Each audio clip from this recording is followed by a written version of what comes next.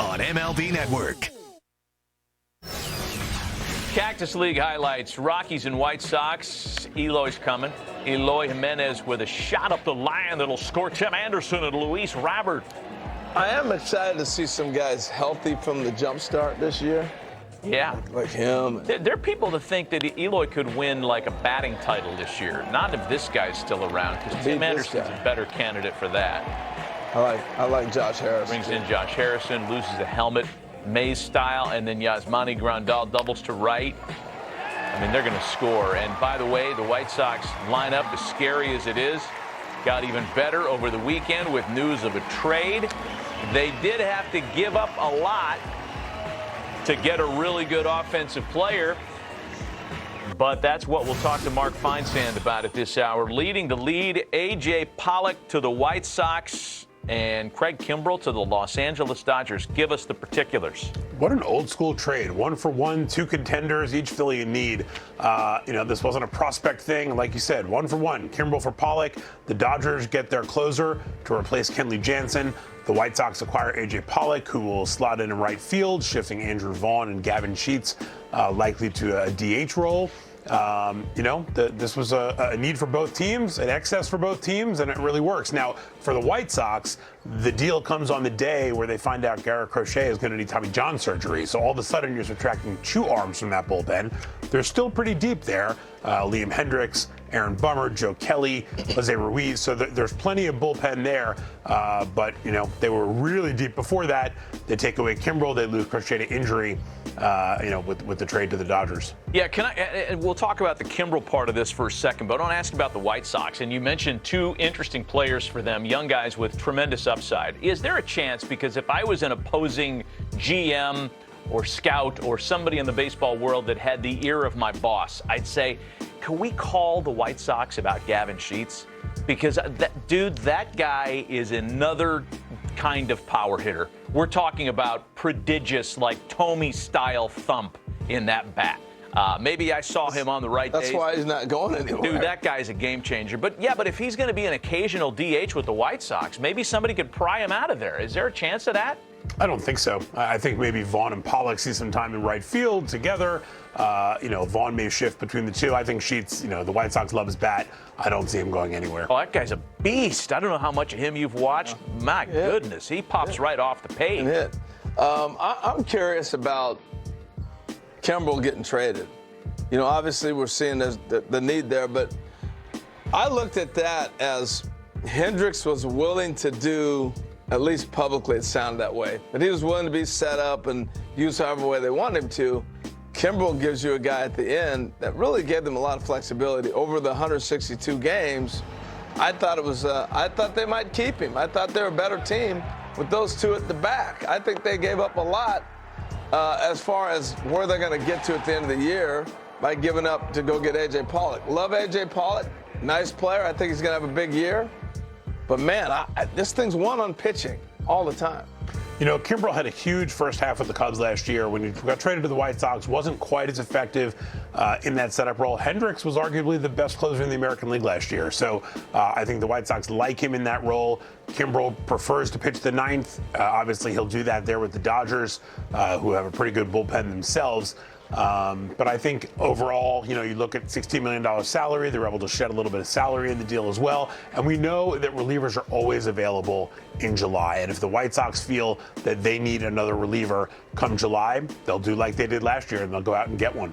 Interesting that, and Matt Orzo brings this up, that Kenley Jansen, the all-time Dodgers saves leader, is now with the Braves. Craig Kimbrel, all-time Atlanta saves leader, is now with the Dodgers. But I'm almost more interested in the White Sox end of this thing, because you know what you're getting in Kimbrel? You're getting an absolute star and a potential Hall of Famer. The Pollock thing's interesting to me, and we have a board cooked up that I believe our producers stole from another show on the network, but, that's how we roll. How about this last 162 comparison between A.J. Pollock and Mookie Betts? And granted, Betts is 5 years younger. Really comparable productivity across the board at quite the lesser price tag for the senior guy on this page. What are your thoughts? If you have a choice of Mookie Betts or AJ Pollock, which one do you take? Oh, no, I got it. I got it. I'm just saying AJ Pollock has probably performed better than people would think at the surface because he didn't play every day last year. Well, I think the one thing with Pollock is, and this is to his credit, it is hard to be a bench player, and he became a bench player. And so when they're picking lineups for you to jump in and out of, for him to put those numbers up is a credit to his extraordinary ability. Obviously, he's had some injuries to battle through, but he also picked on pitchers that he was going to get lefties. He wasn't going to get the tough righty. He's going to get a lot of different things. So the numbers might be different.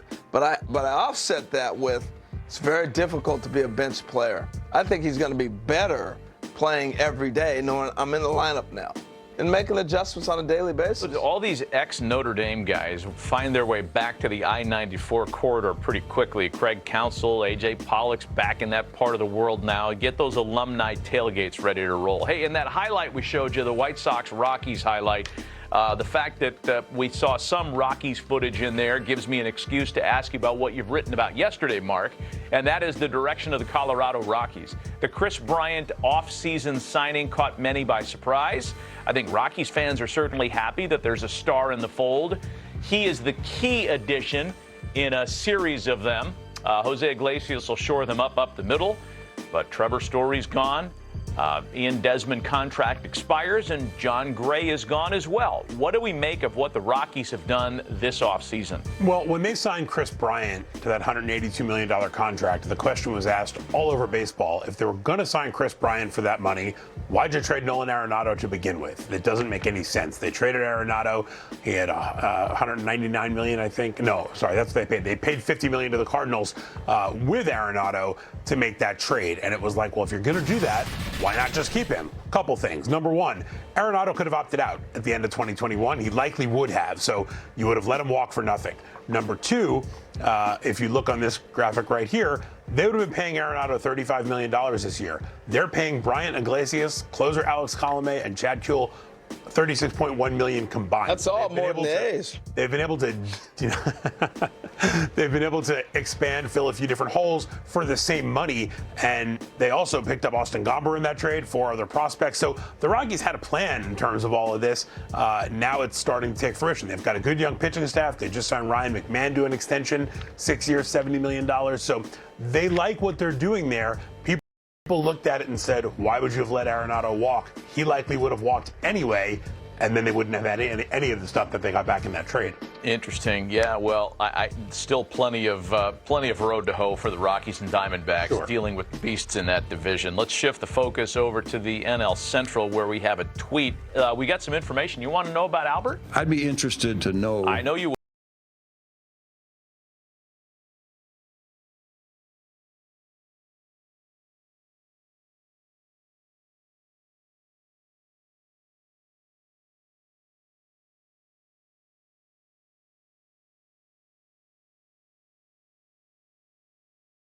I'd be interested to know. I know you would, Tony. And we have a tweet from John Denton, who covers the Cardinals on MLB.com. Albert will start at DH on opening day. Are they at home opening day? That's a good question. I believe they are. Don't have the answer. That'd be pretty cool. Yeah, I got to think that is. You know, they've done such a great job of marketing their sport, their team. You got to have Albert Pujols on that club in his last year. You got to have Albert Pujols opening day at DH. And the way they brought him out in spring training, they've done everything right so far. And if he goes out and just performs like he did last year and rides into the sunset, he already said, this is it. I mean, they're doing everything right. I got to give him credit. Yeah, for sure. I mean, look, the Pujols, Wainwright, Molina show will get one more crack at the ring. And I think that's a pretty cool narrative to follow all season long in Major League Baseball. I'd like to go to St. Louis for that opening day. That's going to be cool. And they are home on opening day. Or is it who they playing on opening day? Who do the Cardinals open with? Let me guess, the Cubs. No. The Pirates. They might get a cookie. Right there. Mark, thanks. We're going to take a break. We're going to come back and celebrate for the last time the pitcher at the plate. These moments will never